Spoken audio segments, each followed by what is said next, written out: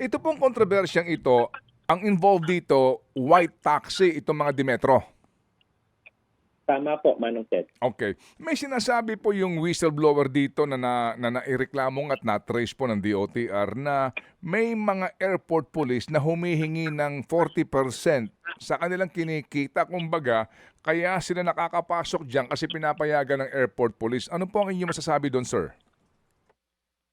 Manong Ted, opo, no, nabalitaan po namin yan kahapon at ano naman po namin yan, sir. In fact, nung naglabas na po ng instructions sa secretary, si GM Ines naman po ay agad-agad na umaksyon. In fact, naparelieve na po namin yung 5 officers in question, no, identified naman po iyon. Tapos nakaano po sila sa headquarters. They would undergo administrative investigation po under civil service rules po. Okay. And then ngayon, ano po ang reforma na gagawin nitong NNIC at maging MIAA dito po sa pangyayaring ito? Opo. Manong Ted, because we are now encouraging po talaga, no, in a massive information campaign po na malaman po ng ating mga kababayan. Kasi yung insidente po na nangyari na iyon, interterminal transfer po iyon eh. Parang gusto ho lang lumipat ng isang pasahero natin from Terminal 3 to Terminal 2.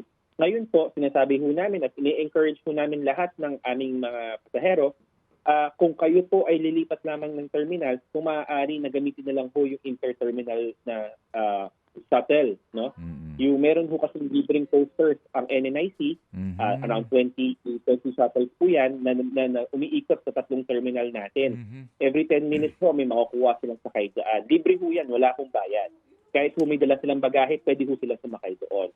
At kung kayo naman ho ay, let's say, uuwi na ho sa inyong mga bahay, galing ho sa ating paliparan, we also encourage naman po ngayon with adequate signages na pwede ho kayong gumamit dapat ng TNVS, yung Grab po, may mga ride-hailing hub tayo, or yung mga accredited ho namin, accredited ni NNIC na transport options po, which is the yellow Peter taxi or the coupon taxi.